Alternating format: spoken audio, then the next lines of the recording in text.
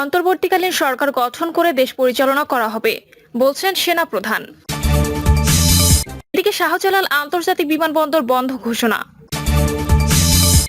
আপনাদের কি হবে তা আমার পরিবারের চিন্তার বিষয় না বললেন জয়। বাড্ডা থানায় হামলা, জনরোষ থেকে বাঁচতে এলোপাতাড়ি গুলি। এবং সর্বশেষ জানাবো, কয়রা উপজেলা চেয়ারম্যানের বাড়ি থেকে জনতার উপর গুলি, আহত 10। শুনছিলেন সংবাদ শিরোনাম, এবারে বিস্তারিত। অন্তর্বর্তীকালীন সরকার গঠন করে দেশ পরিচালনা করা হবে বলছেন সেনা প্রধান। সেনা প্রধান জেনারেল ওয়াকার উজ্জামান বলেছেন, অন্তর্বর্তীকালীন সরকার গঠন করে দেশ পরিচালনা করা হবে। তিনি বলেন, আমি জনগণের জানমালের দায়িত্ব নিয়েছি, আপনারা আশাহত হবেন না, আপনাদের সব দাবি পূরণ করা হবে। সেনাবাহিনীর প্রতি আশা রাখার আহ্বান জানিয়ে সেনা প্রধান বলেন, আপনারা আমাদের সহযোগিতা করেন। চলমান আন্দোলনকে কেন্দ্র করে যত হত্যাকাণ্ড হয়েছে প্রতিটি হত্যাকাণ্ডের বিচার হবে, প্রতিটি অন্যায়ের বিচার হবে। সেনাবাহিনী প্রধান বলেন, আমি সব রাজনৈতিক দলের নেতৃবৃন্দকে আমন্ত্রণ করেছিলাম, ওনারা এসেছেন, ওনাদের সঙ্গে সুন্দর আলোচনা করেছি।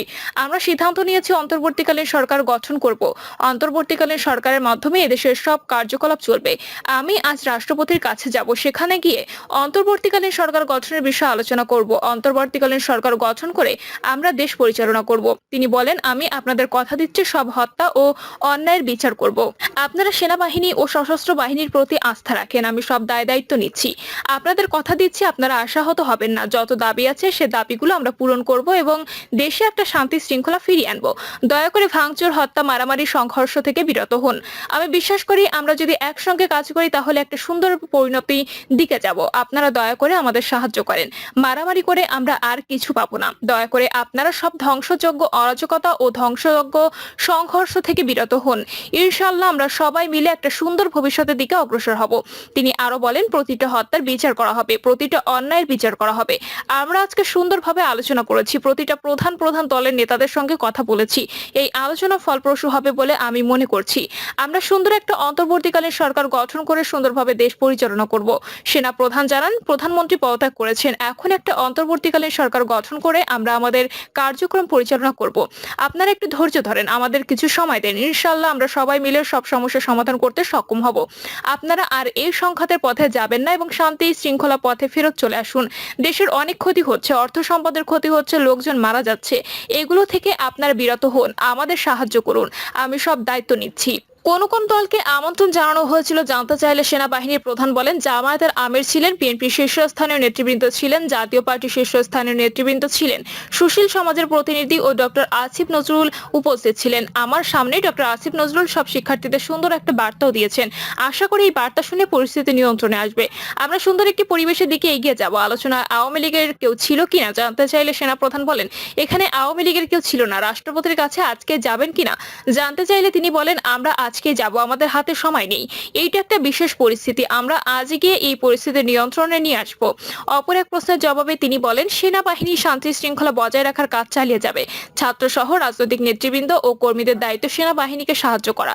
কারফিউ শিথিলের বিষয়ে প্রশ্ন করা হলে তিনি বলেন, যদি শেষে দেশ শান্ত হয়ে যায় তাহলে কারফিউ আর প্রয়োজন নেই, কোনো জরুরি অবস্থার প্রয়োজন নেই, কোনো গোলাগুলির প্রয়োজন নেই। আমি আদেশ দিয়েছি, সেনাবাহিনী কোনো গুলি করবে না, পুলিশ কোনো গুলি করবে না। আশা করছি আমার বক্তব্যের পর পরিস্থিতির উন্নতি হবে, আমরা একটা সুন্দর পরিবেশের দিকে যাচ্ছি। অপর এক প্রশ্নের জবাবে তিনি বলেন, আজকে রাতের মধ্যে একটা সমাধানের যাওয়ার চেষ্টা করব, কিন্তু আমাদের হয়তো 2-1 দিন সময় নিতে হতে পারে। শাহজালাল আন্তর্জাতিক বিমানবন্দর বন্ধ ঘোষণা। সারা দেশে শিক্ষার্থীদের কোটা সংস্কার আন্দোলনে কয়েকশো লোক মারা যান, আহত হন হাজার হাজার মানুষ। গণমাধ্যমে প্রাণহানির যে চিত্র উঠে এসেছে, বাস্তবের সংখ্যা আরো অনেক বেশি। আন্দোলনের তোপের মুখে পড়ে সোমবার পদত্যাগ করে দেশ ত্যাগ করেছেন প্রধানমন্ত্রী শেখ হাসিনা। এ হত্যা নেপথ্যে যারা ছিলেন তারা যাতে দেশ ত্যাগ করে পালিয়ে যেতে না পারে এবং আওয়ামী লীগের শাসনামলে যারা হত্যা নৈরাজ্য করেছেন সেই সকল অপরাধীরা যাতে দেশ ত্যাগ করতে না পারেন, হয়তো সেজন্য শাহজালাল আন্তর্জাতিক বিমানবন্দর বন্ধ ঘোষণা করা হচ্ছে কর্তৃপক্ষ। বিকাল 4:45টার দিকে বিমানবন্দর দিয়ে ফ্লাইট ওঠানামা বন্ধ রয়েছে। সব তথ্য নিশ্চিত করেছেন বিমানবন্দরের পরিচালক গ্রুপ ক্যাপ্টেন কামরুল ইসলাম। তিনি জানান, রাত 11টা পর্যন্ত বন্ধ থাকবে, সময় আরো বাড়াতে পারে।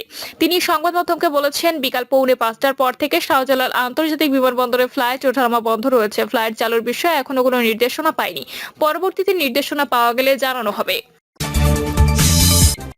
আপনাদের কি হবে তা আমার পরিবারের চিন্তার বিষয় না বললেন জয়। শেখ হাসিনা পদত্যাগের পর বাংলাদেশ আওয়ামী লীগের অফিসিয়াল পেজ থেকে ভিডিও বার্তা দিয়েছেন তার পুত্র সজীব ওয়াজেদ জয়।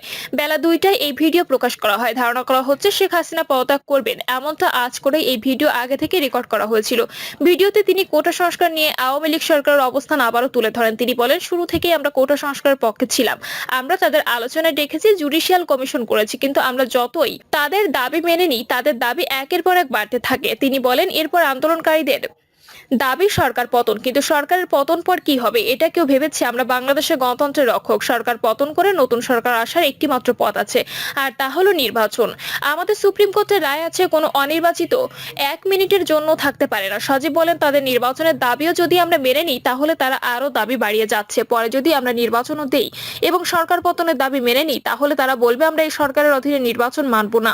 এই দেশে আওয়ামী লীগ গণতন্ত্র ফিরিয়ে এনেছে দাবি করে জয় বলেন, যদি বঙ্গবন্ধুর মেয়ে শেখ হাসিনা না থাকতো তাহলে এত উন্নয়ন হতে পারতো, বাংলাদেশ এত দূর আসতে পারতো? কেউ কল্পনা করতে পারেনি বাংলাদেশ এত উন্নয়ন করবে। অভিমানের সুরে জয় বলেন, ঠিক আছে, শেখ হাসিনার পর আপনাদের কি হবে তা আমার চিন্তার বিষয় না, আমাদের পরিবারের চিন্তার বিষয় না, আপনারা বুঝবেন। তবে এইভাবে হত্যা করে সংঘর্ষ করে ক্ষমতা দখল করা যাবে না। বাড্ডা থানায় হামলা, জনরোষ থেকে বাঁচতে এলো পাতারি গুলি। প্রধানমন্ত্রী শেখ হাসিনার পদত্যাগ ও দেশ ছাড়ার খবরে উত্তেজিত জনতা রাজধানীর বাড্ডা থানায় আক্রমণ করেছে। এ সময় জনরোষ থেকে বাঁচতে একের পর এক গুলি ছুড়ছে পুলিশ। হামলা ও গুলির ঘটনায় ইতোমধ্যে বেশ কয়েকজন হতাহতের খবর পাওয়া গেছে।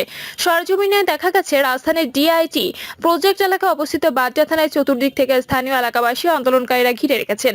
এমন পরিস্থিতিতে থানায় আটকে পড়া পুলিশ সদস্যরা কোনো দিকেই বের হতে পারছেন না। ফলে ভেতর থেকে ওসির নেতৃত্বে গুলি, টিয়ারশেল ও সাউন্ড গ্রেনেড ছুড়ছে পুলিশ। একই সঙ্গে আন্দোলনকারীরাও বিভিন্ন ধরনের স্লোগান দিয়ে মুহুর্মুহু পাটকেল ছুটছেন। স্থানীয়রা বলছেন, বাড্ডা থানায় পুলিশ এতদিন স্থানীয় এলাকাবাসীকে খুবই অত্যাচার নির্যাতন করেছে। এখন সরকার ক্ষমতা ছাড়লেও তারা মানুষের কাছে আত্মসমর্পণ করছে না, বরং মানুষকে গুলি করছে। কয়রা উপজেলা চেয়ারম্যানের বাড়ি থেকে জনতার ওপর গুলি, আহত 10। খুলনার কয়রা উপজেলা চেয়ারম্যান জিএম মহসিন রেজার বডিগার্ডের গুলিতে 10 জন আহত হয়েছেন। সরকার পতনের পর অন্যান্য দলের নেতাকর্মীরা মিছিল সহকারে উপজেলা চেয়ারম্যানের বাড়ির দিকে গেলে তাদের লক্ষ্য করে গুলিবর্ষণ করা হয়। গুলিতে গুরুতর আহতরা হলেন সাব্বির, আবু মুসা ও নুরুজ্জামান। তাদের স্থানীয় উপজেলা স্বাস্থ্য কমপ্লেক্সে ভর্তি করা হয়েছে। প্রত্যক্ষদর্শীরা জানান, বিকেল 3টার দিকে খন্ত খন্ত মিছিল সহকারে শত শত জনতা আনন্দ মিছিল করতে থাকেন। তাদের মিছিল থেকে উপজেলা সদরে উপস্থিত উপজেলা চেয়ারম্যান জিএম মহসিন রেজার বাড়িতেও ইটপাটকেল নিক্ষেপ করা হয়। এ সময় সাবেক এমপি আখতারুজ্জামান বাড়িতেও আগুন দেওয়া হয়। এক পর্যায়ে মহসিন রেজার বাড়ি থেকে জনতার উপর গুলি বর্ষণ করা হয়। পরে বাড়ির গেট ভেঙে জনতা মহসিন রেজার বাড়িতে প্রবেশ করে ব্যাপক ভাঙচুর চালায়। একাধিকবার চেষ্টা করেও কয়রা থানার ভারপ্রাপ্ত কর্মকর্তার সঙ্গে যোগাযোগ করা সম্ভব হয়নি। প্রিয় দর্শক, এই ছিল এখনকার সর্বশেষ সংবাদ। আপডেট সব সংবাদ পেতে চ্যানেলটি সাবস্ক্রাইব করে বেল আইকনটি ক্লিক করে রাখুন।